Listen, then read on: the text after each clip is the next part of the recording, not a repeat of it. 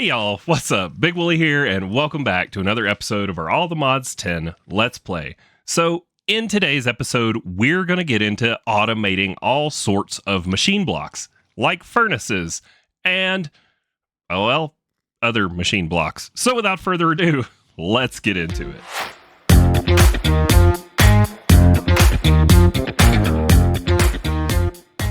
Help! I'm stuck! Oh, yep, you gotta hit shift. All right, so handy dandy clipboard says automate furnace, universal press. This one's thanks to crypto shaped circuit slicer is apparently like a one-stop shop for making our processors, so you can take raw materials without having to run them through the press multiple times. We're going to talk about building gadgets, which we haven't talked about, but I've been using them. Hopefully we'll make an extended drive and start talking about megacells. So let's see, automate the furnace. That's the first thing I really want to do because we kind of need to get that back up and running. Do I have it in here? Where do I have it? I've moved a bunch of things from the old base over here, and the things that haven't been set up yet are in the backpack. So there we go. Obsidian furnace with our speed augment and our factory upgrade. I don't know if we covered making these. I seem to remember not doing it, but they're super cheap. Just some stone, paper, redstone, and sugar for the speed. And then the factory upgrade is a piston, some redstone paper, and stone. They're super cheap. This is the one that lets your furnace work off of power rather than coal. And that's going to be key for us getting this going with our automation. So the furnace that we're going to automate, we're going to put downstairs. We don't need to see it. It doesn't need to be out and about. And we can have like a, as needed furnace somewhere upstairs. We are going to have to talk in the very near future about channels. We are starting to run out of available channels. So you can see over here on this side, there's nothing coming off of this face, and that's about it. We've got stuff coming off of all the other faces. Over here, we've got plenty of channels left on this one. So let's bring the furnace over here, off this side. Let's see. How are we going to do it? I'm trapped. I'm trapped again. Okay. Let's put it right up there. So for this, we're going to need a pattern provider.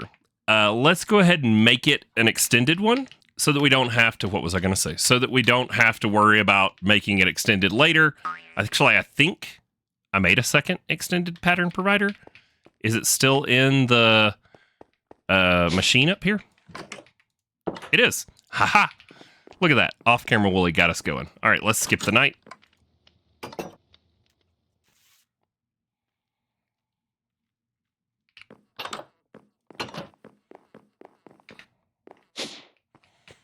All right, so we're going to come over here, and we're going to, this may not be the permanent place, because as we get into subnetting and peer-to-peer tunnels and all of that, we're going to kind of have to move where our AE2 controller lives, but that's not on the agenda for today. We just want to get some basic stuff up and running.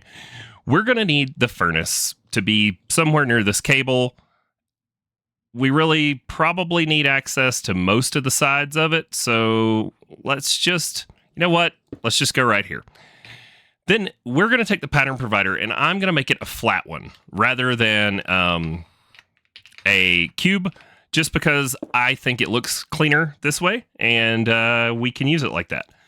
So we're going to need to tell our furnace here that it can be a factory, and we're going to need to get it power, and we want auto split on automatic. We're going to tell it that it can take inputs and outputs from the left, because that's where the pattern provider is going to interact with the block. So input, output, auto input, auto output on for both of those. And so now it can take things in and spit them back out on this side. We need to connect it up to the network. So let's grab out a piece of smart cable, and that'll get us up to 3 channels right here. And then now we have a pattern provider here. The only thing we need to do for this is it does need power. So let's get this some power with an ender gate. And there we go, starting to charge up. And now we have a furnace on a pattern provider tied into our network. And we don't have to come down here every time in order to be able to put patterns in it. We can use our pattern access terminal up top. And because it's directly interacting with a block, it will actually show us that that pattern provider is tied to an obsidian furnace. So now, basics. things that you need to be able to do in the furnace, one of the first ones is glass. We are going to want to be able to make glass, so we'll come here and we'll go to the smelting, and now this is going to make a pattern that says that if you send 1 sand to this block, you will get 1 glass back. So there's our pattern. Now, the problem is what if we run out of sand? So let's make a recipe, because we do have the essences growing to be able to make sand, and let's tell the system how to make sand. So the sand recipe is going to go into your regular molecular assembler, and the processing pattern, instead of a crafting pattern, which it did automatically, it goes in the obsidian furnace. And now, in theory, we should be able to say glass, and then I should be able to tell it, make me a stack, right? So make me 64. And if we hit start and we run downstairs quickly, there you go. We saw it come through. It just smelted an entire stack of glass without me having to do it at all. Anything that we need to run through the furnace, now we can do. So there's all kinds of things that you're going to want to be able to smelt up on your own. And now we can just go to our handy dandy pattern access terminal, add in the pattern for whatever, and it will run through our obsidian furnace downstairs. Heck yeah, that's what I'm talking about. 6 minutes in, and we're marking stuff off the list. So, Universal Press. Universal Press is part of the AE2. It allows you to put 1 press in a machine, and then you can send through whichever raw material you want to make into a circuit. So you can send in silicone, and it'll act like a silicone press. You can send in gold, it'll act like a logic press. I don't know if we're going to need to make that, so let's look into this together. So Crypto Shaped, shout out, was telling me to look into the circuit slicer, that it is like the one-stop shop for making all of those things. So it takes an extended machine frame, which we covered how to make those materials in the last one. It either needs a universal press or one of each of the presses. So we actually have one of each of the presses. So I think we'll go with this pattern. I think we even have an extra extended machine frame. Let's see if we've got enough engineering processors. We need 8. Yep, we do. So we'll go spread that out, grab our 8. There is an engineering press. So then let's search for presses and grab the rest. Press. We don't need the quantum one. Oh, the other presses are in my backpack. So we should have everything we need right here. So let's grab all those out. Let's put this extra one back up. And then it wanted a stone cutter, I think it was, in the recipe as well. Let's double check that. So circuit slicer. Yep, stone cutter, each of the presses, and we need that extended machine frame. So now, handy dandy crystal assembler. Put all this in there. And there's our circuit slicer. So let's take a look at the guide for this. Can't tolerate the slow speed of the Inscriber. Now we have the circuit slicer. They can slice material block into processor prints directly. So they're 9 times faster than an Inscriber at most time. Notice the glass faces don't have a port and can't connect to the network. So it's going to have faces that we can't put in, and we need a place for it. Now, does it need like a pattern provider? What is it going to need to be able to work? That's kind of interesting. So we're at 7 of 8 channels over there. We can get more. We can go dense cables to get more off of each of these faces. So maybe that's what we need to do. Except I don't want to have to break and just do it, Wooly. Just do it. Okay, so let's make ourselves a piece of dense cable. And this will give us up to 32 channels that we can split off right here. A little bit of lag there on a quest completion.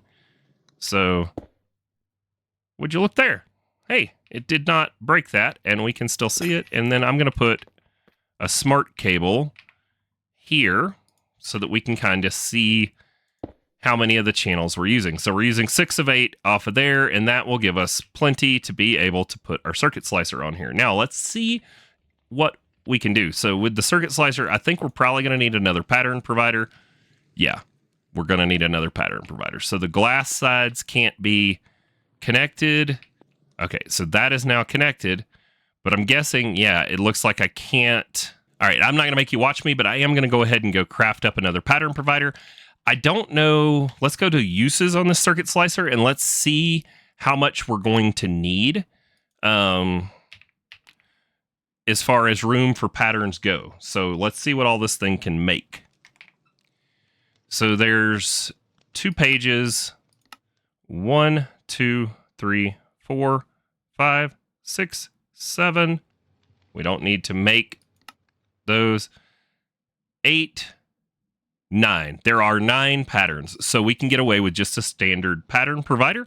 So I'm going to make one of those up, and I'll be right back. Alrighty, so I went ahead and made the pattern for each of the circuits. So it doesn't craft them directly into processors, but it does make the circuits 9 at a time, which will be great. The thing we're going to have to do, though, this is where you've got to look at make sure your system can make your ingredients, is we need to get the blocks that these take to be crafted up into our pattern provider.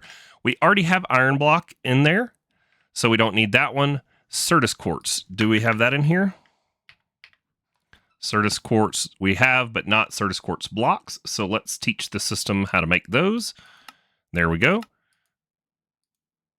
Can mark that off. And then sky steel blocks. Okay. Do you know how to make sky steel ingots? Ooh, we can make a pattern. How else do we make them?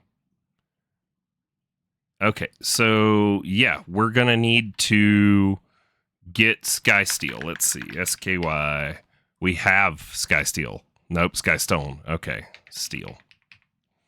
All right, so we're going to have to make up the sky steel for this one, although nothing we're doing today gets us there. So I'm just going to leave this pinned, and I will either work on it off camera or in a new episode. Next, gold. Do we have gold blocks? We do. So gold blocks are already in the system. Don't need to worry about that. Intro blocks. I don't think these are in here, but we can double check. They're not. We should make an intro seed before we run out of those. So let's pin the intro seed so we can start growing some intro. Tier 6, looks like we won't need a soil or anything for that, so that'll be nice. Okay, let's get rid of that. Charged redstone, interesting. So applied flux. Okay, so we're going to have to make these in Powa. So we're going to leave this pinned. That'll probably be a future episode. Quantum alloy blocks. Let's see. Those are made in a reaction chamber. In advanced AE, and we got to get into singularities, so we'll leave that one pinned. And a block of silicone, which we should be able to make. No problem. And I do believe, let's see, is there silicone recipe in here? It doesn't have the plus. There's not a silicone recipe. So let's make one. And so now the system knows how to make silicone and silicone blocks. And let's put all these in. So these all need to go into our freshly hooked up circuit slicer. And this is going to fill it out for patterns, but there's really only one more pattern that it could even make. And it's, I don't know, it crafts something out of a doll or something. Hopefully we won't need that. If we do, we'll just go manually feed them. And then we'll put the rest of these down here into our open molecular assembler space. Now, this doesn't get us all the way to automating all of our processors just yet, but this does get us all the way to automating the circuits that we need to be able to make the processors. So that's half of the process. The other side of this is going to be, we don't need a universal press because we made the circuit slicer, so it can do all of the things that we were going to do with the universal press, so we don't have to worry about that. Now, let's automate these processors. It's not on the list, but it was something I wanted to do. So if we go look in the backpack, I already had crafted the extended inscriber, which I think we have like temporarily set up downstairs over here. Yes. Okay. So this is the extended inscriber. It will process up to 4 different patterns at once in the inscriber, and we're going to be able to hook a pattern provider up to it and feed it lots and lots of things for it to craft. So 7 of 8. Let's just, I guess we could just toss it down right here, and that will fill us up, but we can make some more dense cable to get it further out, and over here and get all these things online. So let's just toss it right next to this circuit slicer. And then let's get another pattern provider. Don't know if this one needs to be made into an extended or not for right now. We're not going to. We're going to make it a regular. And then we're going to come around to the back and we're going to get it online. Now, it says 8 of 8 channels, device online, device online. It looks like everything is good. We'll need to move that dense cable out and, you know, you have to shuffle it because you can't connect. All right, we're going to have to shuffle this around to better utilize these channels, but for now, it will work for what we're doing with it. So the Inscriber. Now let's look at our processors, and we need a pattern for each of the major ones. We will only add the ones that we're currently using a bunch, so let's go upstairs and get those patterns made. Alrighty, so I went ahead and crafted up the patterns for our concurrent, engineering, calculation, and logic processors. The rest we'll add as we kind of need them. We've still got to work on some back-end support for all of them. Also, in between clips, I went ahead and made that intro seed that we had pinned a second ago because the concurrent processors use intro, and we need the seed to be growing so that we can have what we need. And we're already up to 7 essence, and I did that literally seconds ago. So all we have to do now, put those in the Inscriber, and now the Inscriber can make the processors we need for anything AE2 automatically. So let's see, what don't we have? Well, we only have 3 concurrent, so let's tell it to make 10 concurrent processors. And let's see if it works.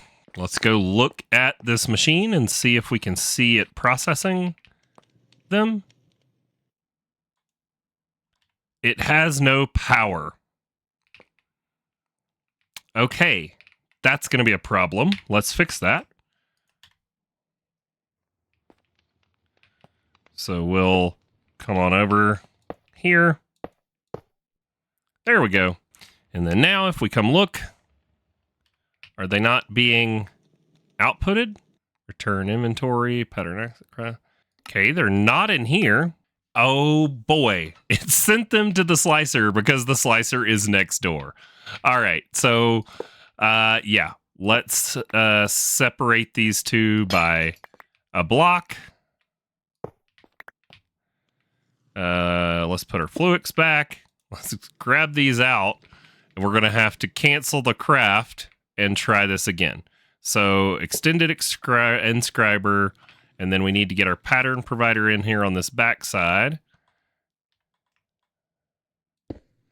Okay, and then we can toss our patterns back in, and we need to put our accelerator cards back in, and we need to grab this, and then we need to tell this that it can auto export, which it says it can do through any extraction side, and I think the back is an extraction side. If not, we'll have to move where the pattern provider is. Let's go cancel this craft. Is it in the big boy? Okay, yep, cancel. We'll toss these in, and now let's tell it to make just, 2 and see if that works. Oh, yep, there they go. They're coming back in. All right, so don't put them next to your circuit slicer because it will eject into the circuit slicer. But there we have it. So now we have automated processors for AE2. Heck yeah. That is all on here. Now, another fun one. Let's talk building gadgets. So for those of you that watched the live stream, you got to see my debacle with the cut paste gadget. We talked about it in the last episode, but these here, building gadget and exchanging gadget, these are 2 of some of my favorite blocks to play with. So the building gadget, by default, it's actually the most expensive one of these that you can make. It takes an Allthemodium nugget, so you can't make this until you get to Allthemodium. One of my favorite features on the building gadget is build to me. So let's grab out some cobble. And let's say, so for example, when I was building this house and I wanted to fill in these walls and all, it would have been super nice to have this and just click along and build it. I did have it when I was building my gigantic reactor, and I used it to fill in all of this just super quick. So let's go over how it works. So first things first, the default key to get into the menu for any of the gadgets, building gadgets, exchanging gadgets, anything like that, is G. So if you press and hold G, it's going to bring up this menu, and you're going to see that we have all kinds of options in here. I am not familiar with all of these. Like, I don't know how to use all of them at all, but I know that you can tell it to build like a flat area. You can tell it to build stairs, vertical columns.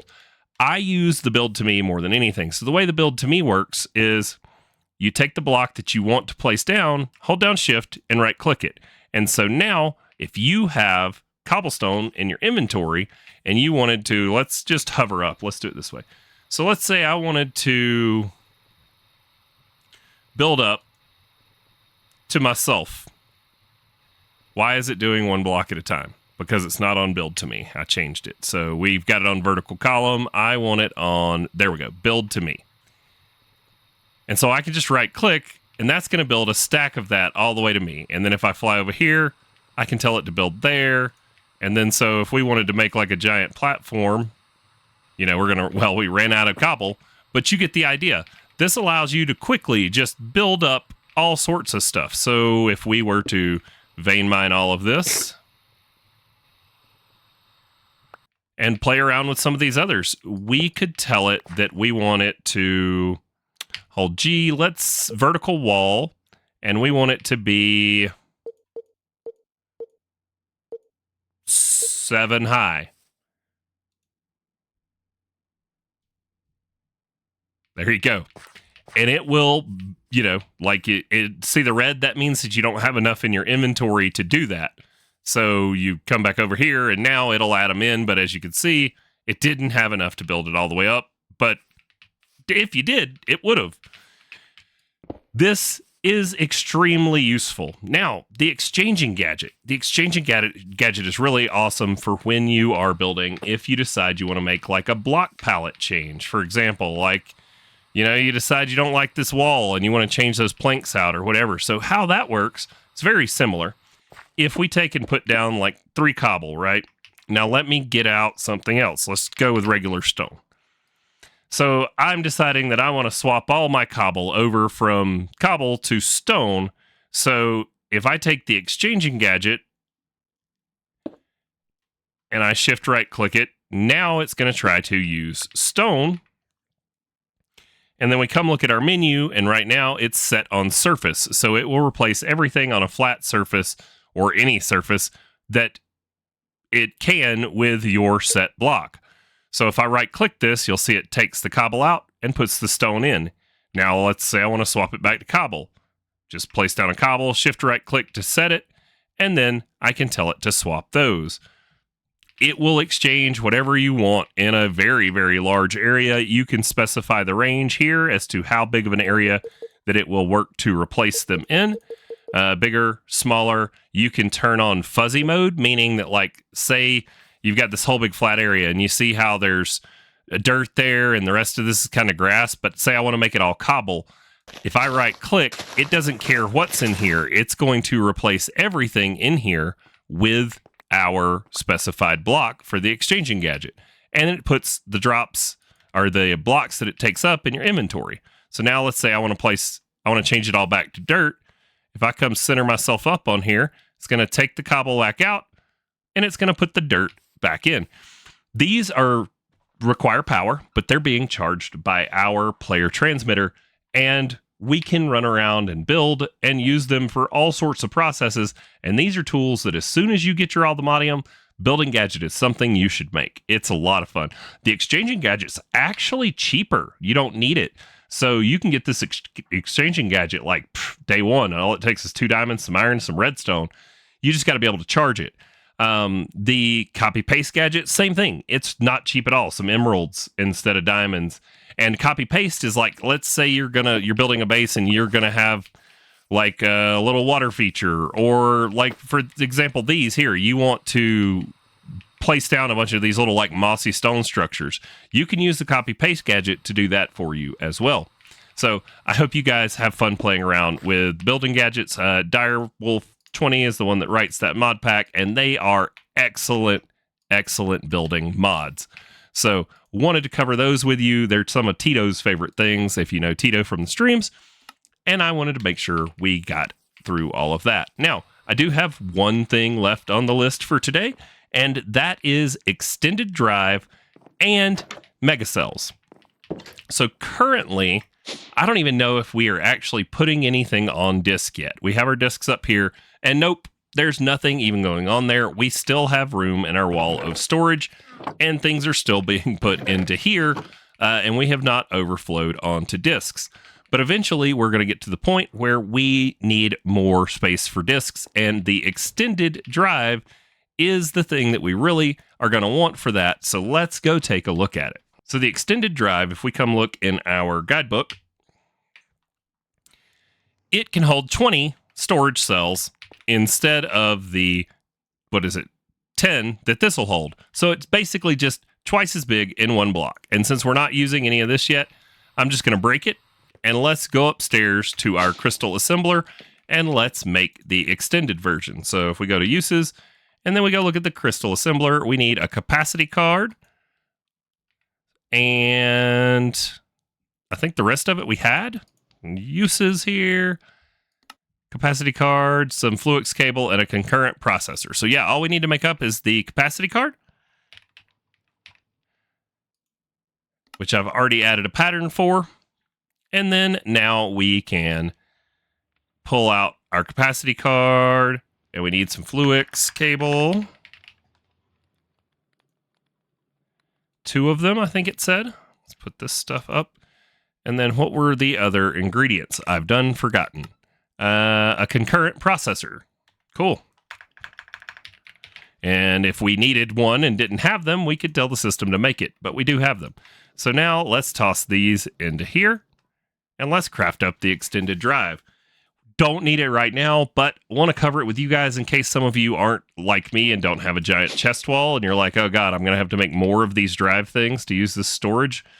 So this allows more density on your storage. So now we can put these in here and we've got room for even more. This we were going to leave at 0 and the priority on the storage controllers is already higher. So as you can see, there we go. It's mounted facing down on the ceiling. I guess those hard drives have really good locks. So there we have it. One more thing marked off. Now, mega cells. I don't necessarily need any of these, but I want to cover them in case you're looking for alternatives for high density items. These are great for storing something that you need to store a lot of. They're also in your quest book on the Applied Energistics 2 quest line. So if we come over here, you're going to see that we can get into the first megabyte right here. This is where megacells come from, is because they hold a megabyte. Now, it means that it gives you the ability to store 1 million items, not 1 million, like different items. It gives you the ability to store 1 million items in a disk of 63 different types.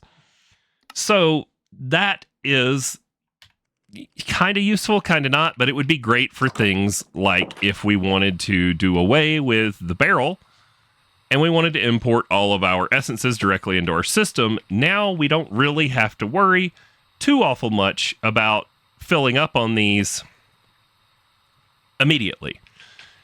You can use things like the storage cell and things of that nature, or the cell workbench to specify what goes into those cells.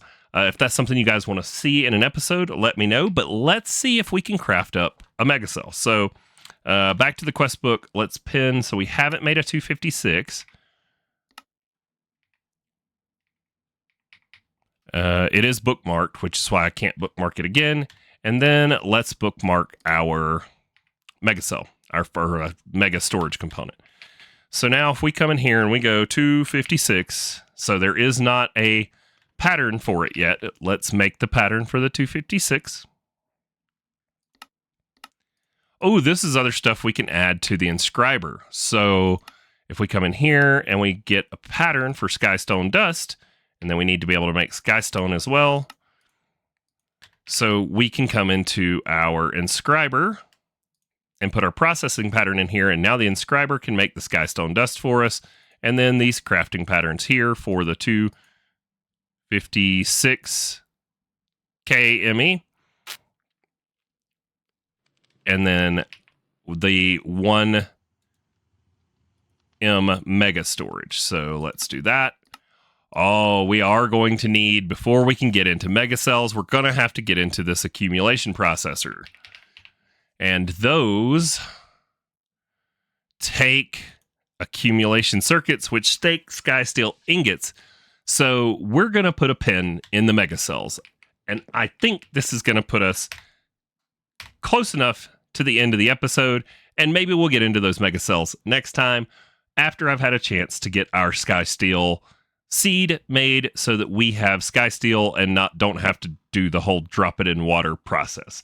So I hope you guys have enjoyed this episode. Sorry that things were a little wonky this week with them coming out, but we should be back on track for everything to drop on time going forward from here. Appreciate you guys watching. If you haven't, hit the like button. If you're not subscribed, go ahead and do that. Ring that bell for notifications. And don't forget to come check us out on Saturday. We will be doing that Saturday morning coffee and crafting. I'll be streaming in the world. And I'm thinking we're going to see how much of nature's aura we can automate. So thanks for watching. We'll see y'all next time.